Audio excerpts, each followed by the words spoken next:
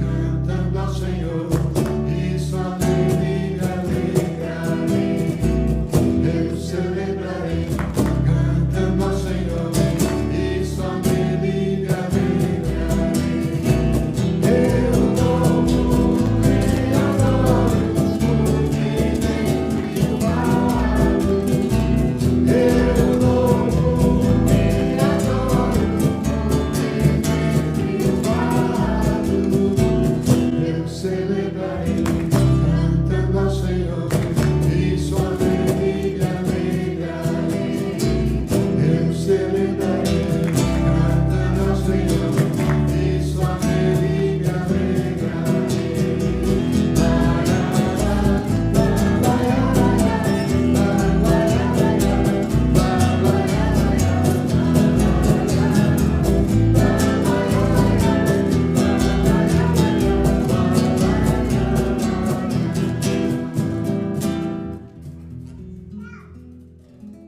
Então eu vou ler dos versículos 22 a 25, tá? 4 versículos, rapidinho aqui. Então, começando no versículo 22. Certo dia, Jesus disse aos seus discípulos: Vamos para o outro lado do lago. E eles entraram num barco e partiram. Enquanto navegavam, ele, Jesus, adormeceu.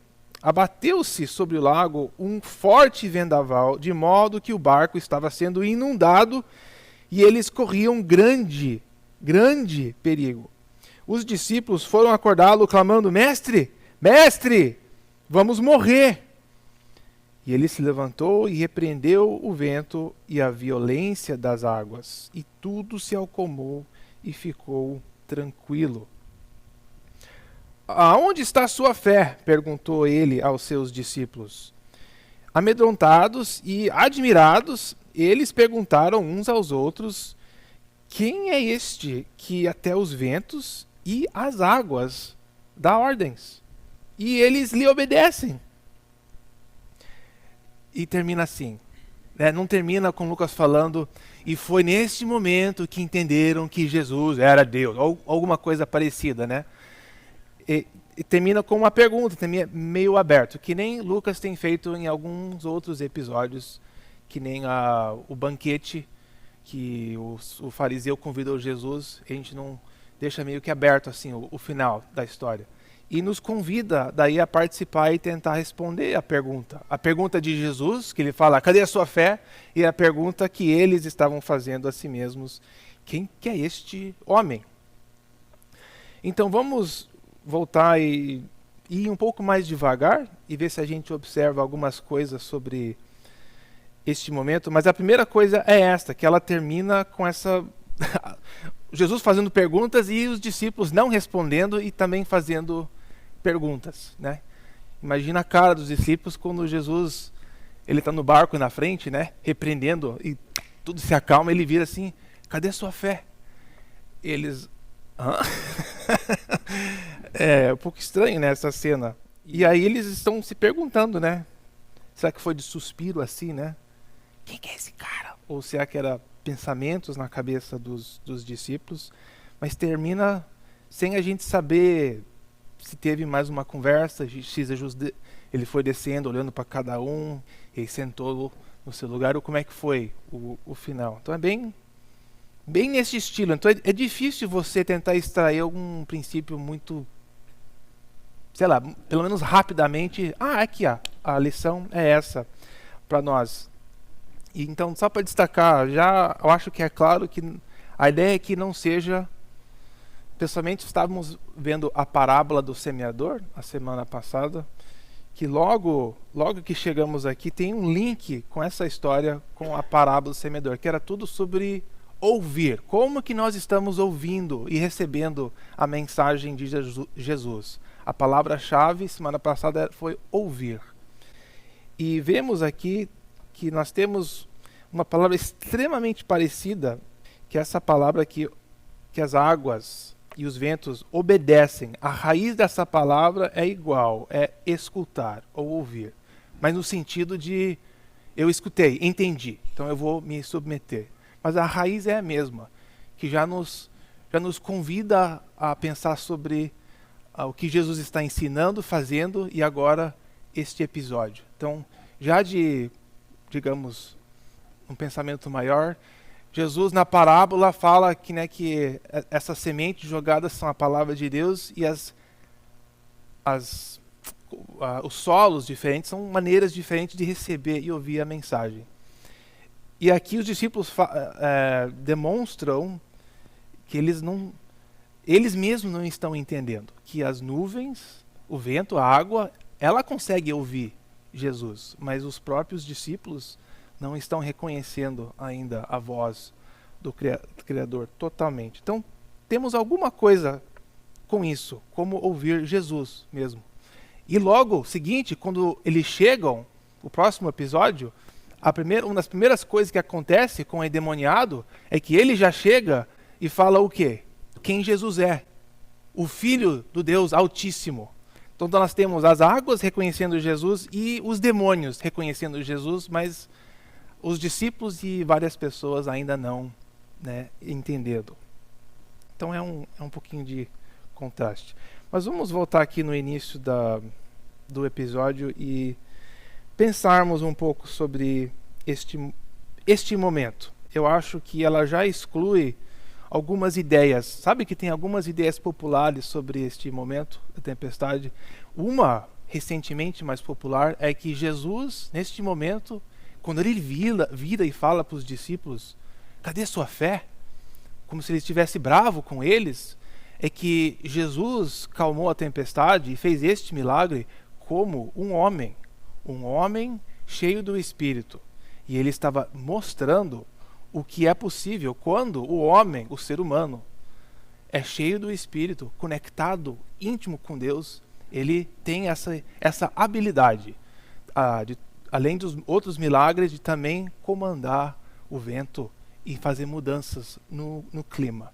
É extremamente popular essa linha de pensamento, de enxergar essa história como Jesus sendo um exemplo para nós de como agirmos com fé.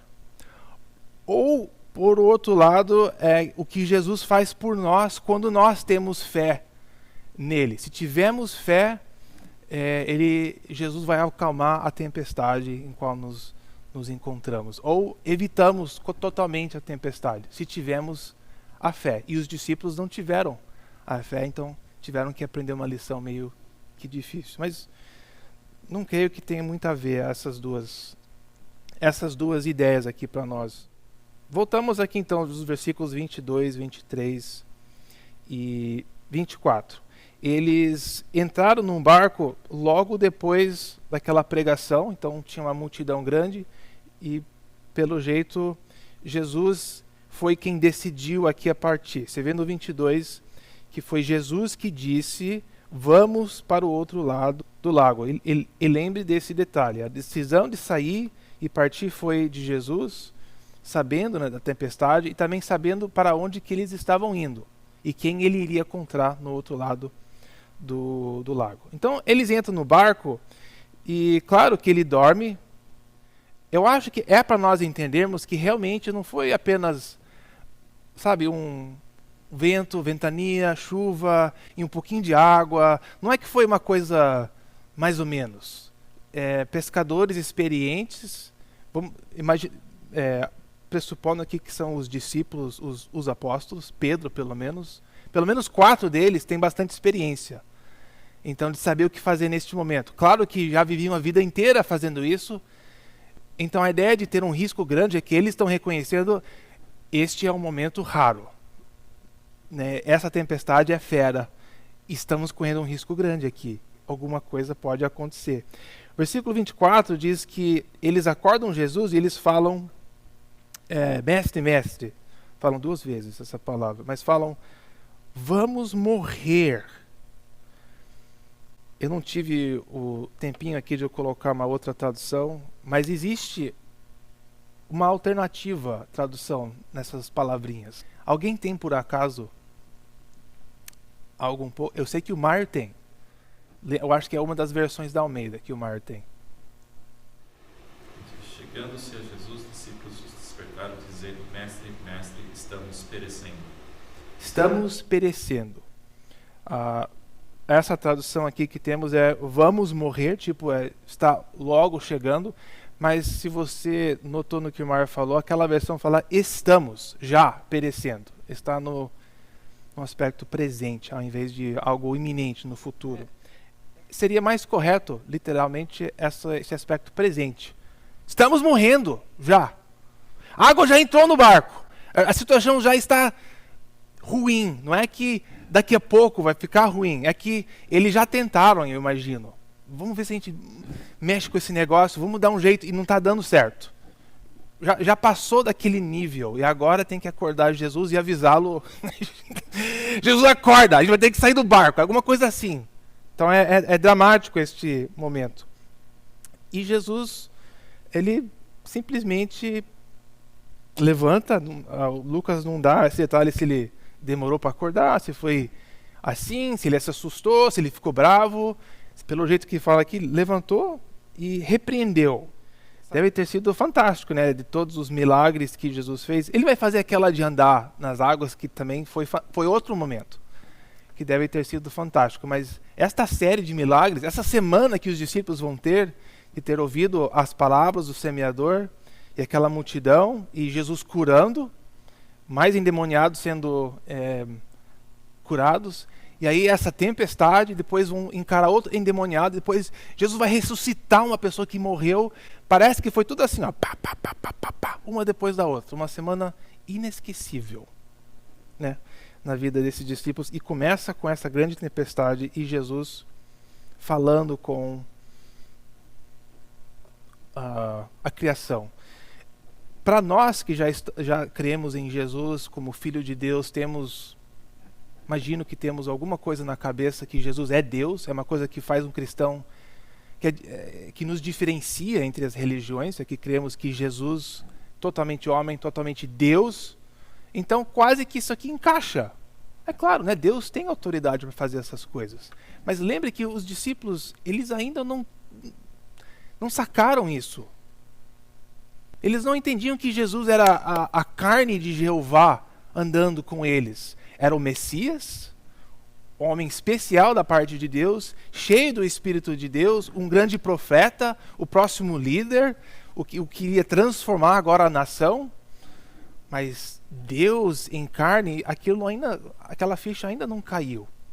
Sabemos que os próprios irmãos nem ainda criam que ele era o Messias, né? Os próprios irmãos e irmãs de Jesus. Então eu imagino que os discípulos ainda não tinham essa noção. Pedro vai confessar que ele é o Messias daqui a pouco. Mas aí ele não dá a impressão que ele entende que em Jesus é a pessoa de Deus. Então, o que será que eles pensaram quando Jesus fez aquele milagre? Sabemos que através de homens, Deus tem feito coisas não exatamente igual, mas parecidas. Será que você lembra de alguém no Antigo Testamento que, não sei, trabalhou com águas, ou está envolvido com as águas, de alguma forma? Moisés vem à mente, né? Que pelo menos a perspectiva dos israelitas, ele foi lá e estava na frente, e foi através dele que Deus partiu as águas. Então, a categoria para os discípulos, o primeiro pensamento talvez não seria, ele é Deus. É possível que eles estão, admirados e presenciando alguém que Deus está agindo através dele, fazendo esse negócio com águas. Deus parou o sol uma vez. Temos episódios estranhos no Antigo Testamento de Deus usando as pessoas. Elias é outro que... Sim, nós temos a chuva parando do céu, né, através da declaração, da profecia dele. Então, temos uma precedência de pessoas com habilidade, né, fazendo esses grandes atos. Eu imagino que para eles, o primeiro pensamento aqui não seria, será que ele é Deus? Talvez isso aconteceu já antes, quando ele perdoa pecados já. Lembra que ele fez isso com o paralítico? Que ele que falou, não, seus pecados são perdoados. E todo mundo, mas só Deus faz isso, né? Já temos algumas dicas até mais fortes de que Deus que Jesus é Deus. Então essa pergunta de Jesus, aonde está a sua fé, aos discípulos, eu não sei como é que eles receberam este momento, essa pergunta. E será que era esperado deles isso acontecer? É possível que eles saibam que isso é possível acontecer, mas isso não significa que eles deveriam estar prontos para isso acontecer. Afinal, foi Jesus que indicou a eles entrarem no barco. E é ele aqui, a gente se esforçando, e é ele que estava dormindo. E aí ele vira para a gente e fala, cadê a sua fé? O que será que eles pensaram sobre este questionamento da parte de Jesus?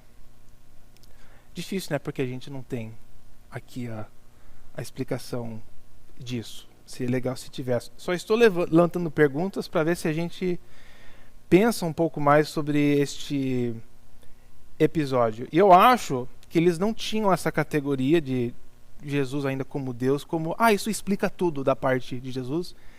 E eu fico meio que confuso por o que é que Jesus esperava deles. Será que ele esperava que eles ficassem lá, nem acordassem ele? A tempestade vem, eles... Temos tanta confiança em Jesus que sabemos que essa tempestade daqui a pouco já vai... será que isso seria realistic da parte de Jesus em relação aos discípulos? Não sei, mas eu acho que Jesus está querendo falar aqui sobre a fé deles é mais... Será que vocês estão agora reagindo de uma forma coerente com o que vocês creem? Será que vocês, discípulos, será que essa reação, esse desespero, essa sensação que estamos morrendo, estamos perecendo, será que isso é de acordo com o que vocês já sabem, já entendem? Por exemplo, eles já abandonaram tudo para seguir Jesus. Já se entregaram ao projeto de Jesus, o reino de Deus. Já viram Jesus fazer Tantos já estão com Jesus, vamos fazer o dedinho de novo. Jesus batizado, primeira Páscoa, primeiro ano inteiro, Jesus convida eles a seguirem ele uma vez, 2 vezes, já estão com eles. No final do primeiro ano, escolhem os 12, já voltam para Jerusalém. Jesus já está com uma briga com os fariseus, já curou um monte de pessoas, milhares de pessoas, inclusive ele já não consegue andar mais nas vilas por causa de tanta gente. É uma bagunça já, e a própria família está confusa. Maria e os outros filhos vão atrás de Jesus pensando que ele foi além. Ele ficou um pouquinho doido. E já estamos andando no 2º ano, já passamos a metade do 2º ano. E Jesus continuando, e dando de cara agora com a liderança religiosa, já estão planejando matá-lo. E eles estão com Jesus. Abandonaram a pescaria, estão o seguindo, já viram Jesus, já sabem que Jesus é o Messias, não estão entendendo tudo, mas já confirmaram que Deus está com este homem. Talvez o que Jesus está perguntando a eles é esse pensamento: você já dedicou, já foi confirmado, você já viu que Deus está aqui comigo? Será que Deus ia abandonar a gente agora neste momento? Que o final, depois de tudo que Jesus fez, o final seria morrer aqui afogando neste lago? Claro que o momento causa eles a pensar. Então eu acho que eles estavam agindo quase ao contrário da própria fé que eles tinham em Jesus, por causa do momento. Porque é assim que eu experimento a vida, assim, às vezes. Sim, eu confio em Deus. Sim, eu confio que Ele sabe todas as coisas. Sim, a gente sabe e crê que Ele nos ama, que Ele é todo poderoso. Mas quando primeiro chega alguma coisa absurda na vida, uma curva na vida, alguma coisa difícil, a primeira reação geralmente para mim não é tudo bem, que maravilha, adoro as provações da vida. Senhor, você vai agora se manifestar, vai ser glorioso. A minha primeira reação não é alegria. Ela geralmente é alguma coisa, esse desespero. Deus, estou morrendo. É tipo essas 2 semanas em casa. Deus, é muito vômito. Será que você não está percebendo, enxergando o que está acontecendo aqui comigo?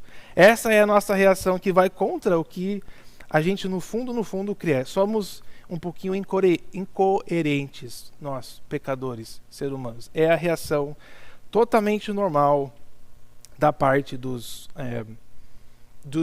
discípulos. Então eu acho que o desafio de Jesus é fez eles depois do momento, né? Parar e pensar sobre isso, né? E eu consigo olhar para trás um pouco e ver aquelas curvas que no momento, o que é que está acontecendo? Por quê? Qual vai ser o próximo passo? E a gente pode olhar depois e Deus supriu. E olhar assim, não, ele foi fiel. Ele, né, aquilo foi difícil, mas terminou, passou.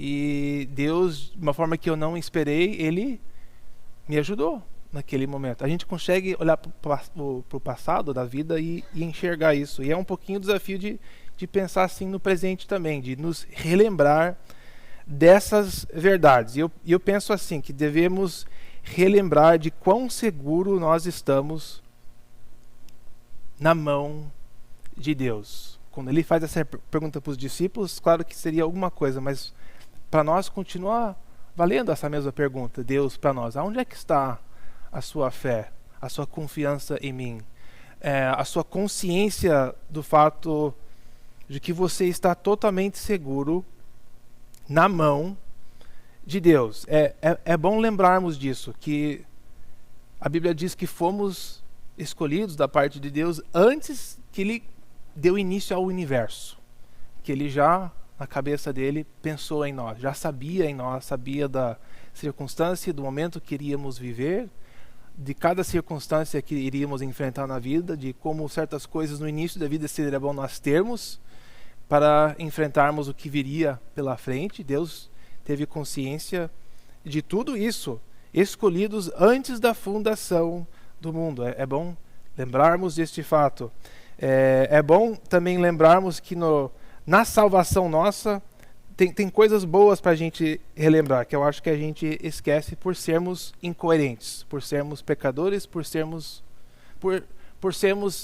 imperfeitos em relação da parte do que Deus fez por nós. A Bíblia diz, não tem o texto, você pode anotar e ler depois, confia em mim, que Colossenses diz que fomos libertados do poder da escuridão quando nós recebemos a Jesus, aceitamos Ele na vida, nos submetemos a Ele. Somos libertados do poder da escuridão. Não precisamos viver mais cegos de quem Deus é. Ele abre os nossos olhos. Não estamos mais debaixo do poder da morte. Fomos transferidos ao reino do Filho. Colossenses 1:13 diz. Não estamos mais agora sujeitos ao maligno em termos da decepção, do impacto dele, da influência dele sobre nossas vidas, que nem vimos um pouco semana passada, né? Ele agindo através dos filhos de desobediência. Fomos libertados de tudo isso. Deus nos deu o seu Espírito, diz em Efésios, como um selo, um depósito, uma garantia de que a herança nossa, nós vamos atingi-la um dia no céu. É tipo, lembrar então que a presença de Deus em nós, o próprio Espírito, é essa garantia na vida que nós vamos atravessar a vida e chegar ao destino que Deus tem para nós. Não tem jeito de você mexer com isso. Você pode bagunçar, fazer a viagem até o destino bem mais difícil do que precisa, mas Deus já garantiu isso, antemão já sabendo quem você é e a sua vida. E eu não sei como é que tudo isso funciona, mas são as declarações da Bíblia sobre o que temos em Jesus, o que já temos recebido da parte dele, essa promessa, essa garantia, né? Que detalhes que nenhum fio da cabeça cai. Você sabe aquela declaração de Jesus, né? Todas elas contadas. Não vou nem fazer a piada da minha cabeça, mas é mais fácil para Deus em relação a mim do que para outros fazer esse conhecimento. Mas é um detalhe louco, né? Não é assim um exagero. Não é uma expressão que simplesmente quer dizer que Deus se importa. Não. É tipo, literalmente, ele sabe de cada fio. Deixou uma das coisas mais preciosas, que é ele mesmo, né? O Espírito dele dentro de nós, como garantia que ele vai nos levar até o final. Que a herança prometida é nossa. Primeiro Pedro diz que somos protegidos pelo poder de Deus até que a salvação chegue. Nós chegamos à salvação. Chegamos à aquilo por qual Jesus veio a nos resgatar. E o outro fato é que a Bíblia fala que já estamos em Cristo. A nossa vida está escondida em Cristo, atualmente, no presente. Então, com isso, eu consigo ver Deus olhando para mim, às vezes, falando: cadê a sua fé, cara? Cadê o seu entendimento de tudo que você já tem em mim? Que você não precisa reagir com desespero neste momento. E ajuda a gente a parar assim: é verdade, né, Deus? É verdade. Eu não preciso endurecer agora. Eu posso ficar calmo. Sou selado com seu espírito. Eu sou teu. Você me conhece antes da fundação do mundo. Eu fui libertado do poder da escuridão. Não tem mais correndo o risco de me tornar um filho de Satanás. Eu pertenço ao Pai, do reino do Filho de Deus. E Ele conhece tudo o que acontece na minha vida, antes até mesmo que eu tenho necessidade. Ele já sabe. Então o que eu tiro desse tempestade do mar são coisas desse tipo. E que a gente vê os discípulos ainda meio que com essa incerteza, mas mesmo assim Jesus está com eles, né, na tempestade. Mesmo assim Ele está cuidando deles. E acaba se tornando um lembrete para nós de que Deus anda com a gente na nossa imperfeição e vai pacientemente nos levando ao destino. Foi Ele que pegou os discípulos e entrou no barco. Vamos lá. E Jesus sabia do que viria. Este momento fez parte do crescimento dos discípulos na vida dele e serve também para nós como um grande exemplo. E aí a gente vê o propósito, que realmente Deus tem um propósito nessas coisas, que eles vão indo. Então eles estão questionando o que vai acontecer e agora já chegam aqui no versículo 26. Navegaram para a região dos Gerasenos, que fica do outro lado do lago, à frente a Galileia. E quando Jesus pisou em terra, você vê como esse detalhe, no momento que Jesus já saiu do barco, foi ao encontro dele um endemoniado daquela cidade. E tem uma cidade por perto ali, só que a gente não sabe exatamente qual, mas a região sabemos, onde os porcos ficavam. E então esse endemoniado, apesar de ele ser daquela cidade, nós vamos ver que ele faz muito tempo que ele não morava mais na cidade. Fazia muito tempo que aquele homem não usava roupas, nem vivia em casa alguma, mas nos sepulcros. E quando viu Jesus, ele gritou, prostrou-se aos seus pés e disse em alta voz: que queres comigo, Jesus, Filho do Deus Altíssimo? Rogo-te que não me atormentes. E agora Lucas vai explicar por que ele estava gritando. E Lucas depois explica, vamos ler rapidinho. Ele explica: pois Jesus havia ordenado que o espírito imundo saísse daquele homem. Então, vou voltar. Mas é interessante a sequência que Lucas narra, é um pouquinho fora da ordem, é difícil de entender, mas eu acho que o que aconteceu foi o seguinte: Jesus chegou e não temos na Bíblia um exemplo, talvez fora esse, mas aonde a pessoa endemoniada é levada pelo demônio a Jesus. Porque o demônio não quer enfrentar Jesus. E este homem, nós vamos ler, é que ele às vezes era tomado posse pelos demônios que estavam dentro dele, e ele ficava louco, forte, nu, aparentemente, e eles tentavam, às vezes,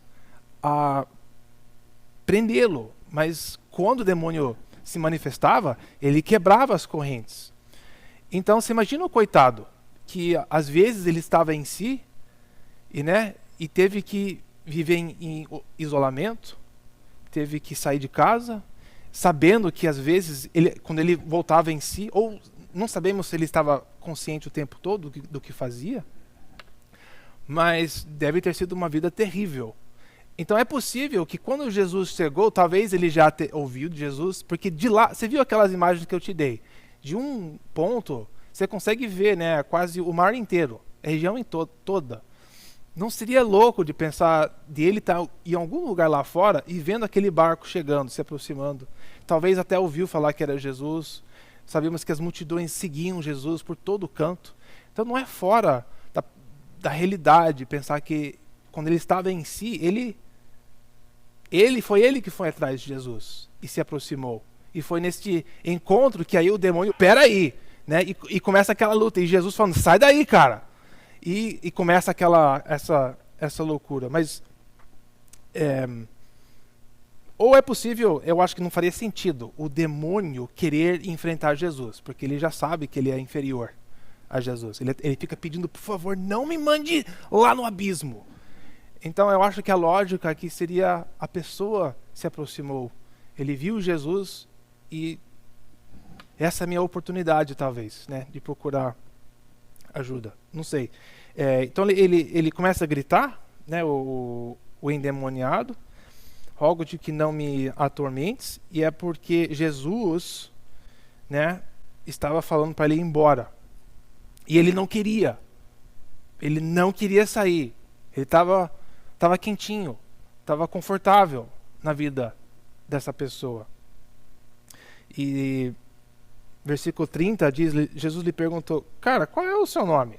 Talvez porque Jesus começou a ouvir essas vozes. Jesus sabia, claro, mas parece que ele está manifestando vários demônios. E aí ele falou que é legião.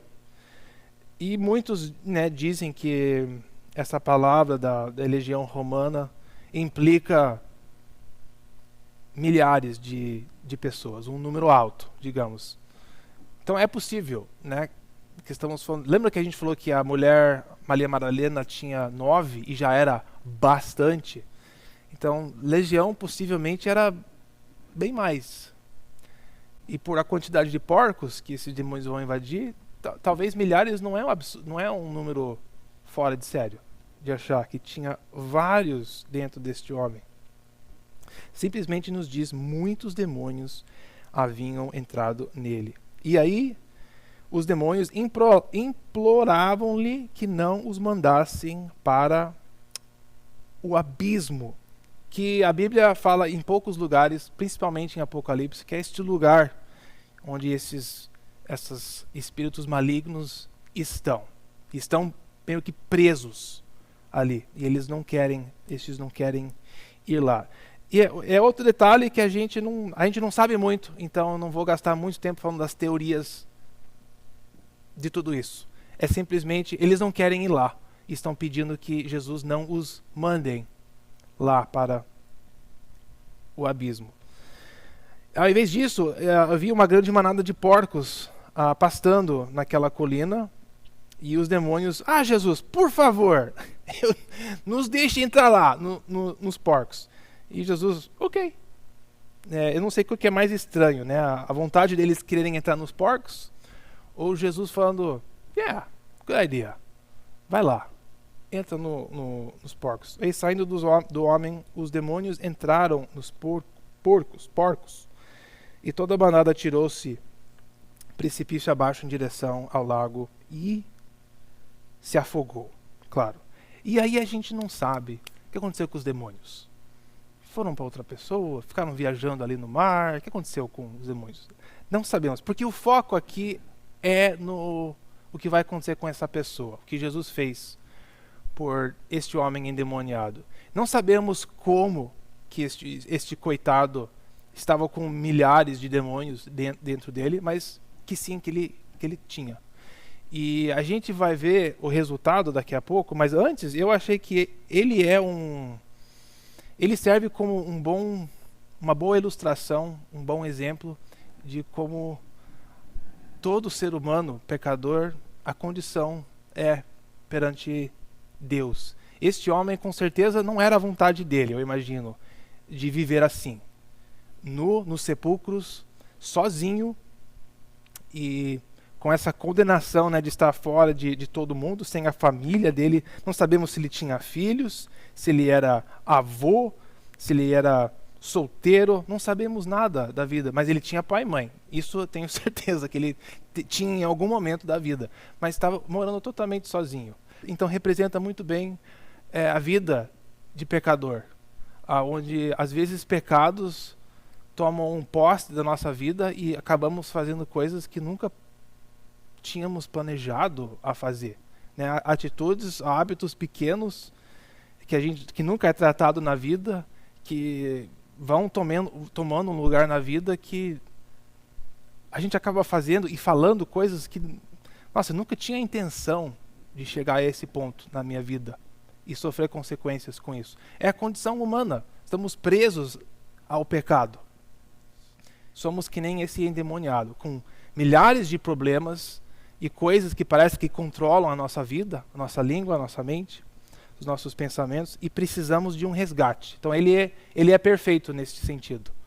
Não tem ninguém que conseguia prendê-lo. E para ele não tinha jeito nenhum dele escapar daquela situação. Essa é uma grande necessidade nossa de lembrar, de aceitar, se não temos aceitado, essa condição perante Deus que todos nós sofremos, essa doença. Nossa dívida com Deus, você não tem condições de fazer aquilo. Não é como se, olha, eu sei que eu pequei, mas me dá mais 100 anos e eu consigo fazer obras suficientes para nivelar, né, para chegar assim, para começar a fazer uma mudança na escala. Nós estamos pensando errado, totalmente errado. Né? Nossa condição é que nem este cara aqui, cheio de sujeira, sem habilidade de a gente se resgatar. Precisamos de um resgate. E foi ao encontro desse homem que Jesus veio aqui. Porque nada mais vai acontecer aqui. Os porcos vão morrer e o pessoal nem vai gostar do que Jesus faz. Vamos concluindo aqui. Vendo o que acontecera, os que cuidavam dos porcos fugiram e contaram esses fatos na cidade e nos campos. Então começaram a correr e contando para todo mundo. E quando se aproximaram de Jesus, eles viram ali que o homem de quem haviam saído os demônios estava assentado aos pés de Jesus, vestido em perfeito juízo, e ficaram tão felizes por o homem e saltaram de alegria e adoravam a Deus, dando glória para o resto das suas vidas.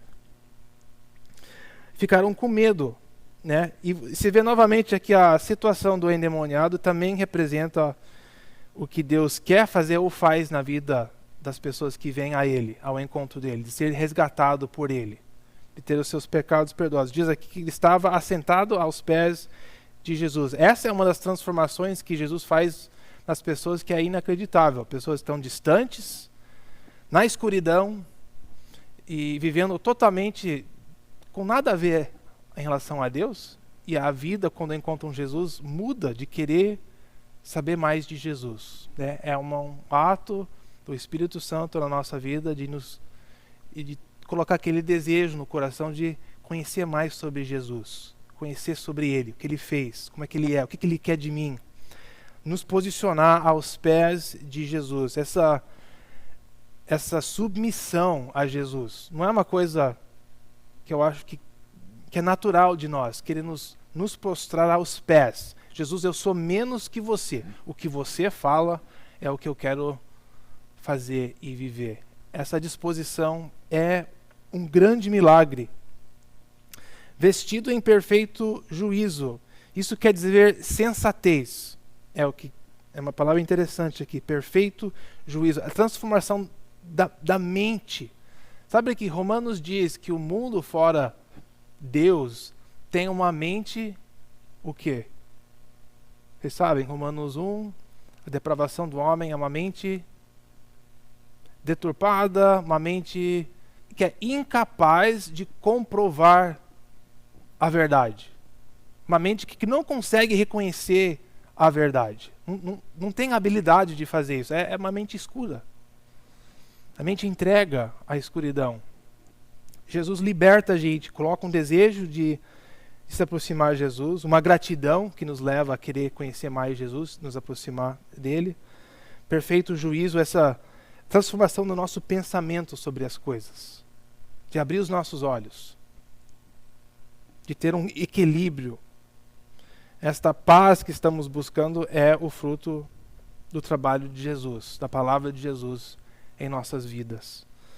E com isso as pessoas ficam com medo de ver essa mudança, transformação na vida dessa pessoa. Em vez de celebrar, interessante, né, que o povo gentil aqui, os que tinham visto contaram ao povo como o endemoniado fora curado. Em vez de ficarem maravilhados, ao invés de quererem ouvir mais sobre Jesus, eles vão querer que Jesus se afaste deles. Então todo o povo da região dos Gerasenos suplicou a Jesus: por favor, Jesus, vem curar o meu filho. Por favor, Jesus, vem me ajudar em casa. Por favor, Jesus, eu preciso de você. Não, por favor, Jesus, vai embora. Sai daqui. Sai daqui. Estavam dominados pelo medo. Imagina, né, uma pessoa que tem esse poder, essa autoridade, essa habilidade de transformar, de mudar, tomar controle. Esse é o desafio de se aproximar de Jesus, porque ele tem todo o poder. No final do 37, e Jesus, em vez de falar, não, quem comanda os ventos e as águas aqui sou eu. Se eu quiser ficar aqui mais um pouco, eu fico. Quem é você para me mandar embora? Né? Eu criei você. Não, Jesus respeita este afastamento. Porque que Deus deixa as pessoas que querem se afastar dele se afastarem. Ele não força essa questão, né? Então ele entrou no barco e regressou. E o homem que havia saído dos demônios, Jesus, ele ficava falando, né, com ele: por favor, eu quero ir com você. É claro, né? Este resgate. E sabe, ele fala uma coisa aqui que talvez o homem não estava esperando, né? E os discípulos todos, você vê que eles estão quietinhos aqui nessa cena toda? Volte para casa, Jesus fala, e conte o quanto Deus lhe fez. Essa é a minha vontade para você, Jesus fala para ele. É que você vá e espalhe as notícias. E assim o homem foi e anunciou toda a cidade o quanto Jesus tinha feito por ele. E vemos novamente um outro contraste, né? Que os discípulos, na tempestade, parece que eles não estavam entendendo Jesus, escutando a voz de Jesus. E aqui outra pessoa que não esperávamos ter escutado a voz de Jesus, esse endemoniado que está aqui correndo atrás, ele parece entender, que fala assim, vê que é bem sutil. Jesus fala para ele no versículo 39, né? Conte o quanto Deus lhe fez. Aí eles vão, ele vai e anuncia a toda a cidade o quanto Jesus fez. E não sei se ele fez isso de propósito, se Lucas, né? Mas é bem sutil, que parece que este homem endemoniado sacou que Jesus é Deus. E os discípulos ainda não conectaram, né? Mas é porque, se for o caso ou não, mas é uma coisa que Deus faz dentro de nós.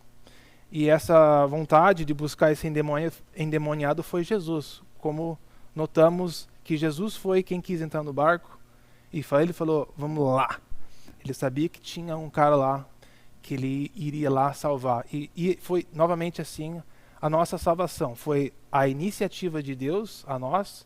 Não fomos nós que estávamos aqui. Deus, por favor, mande um Salvador.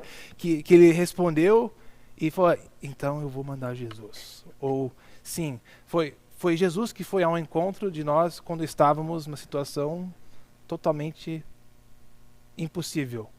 E ele nos amou primeiro, nos buscou primeiro, e nos amou mesmo sendo inimigos de Deus. Foi assim que Jesus nos ama, nos trata, e é bom a gente se relembrar dessas verdades sobre nossa salvação.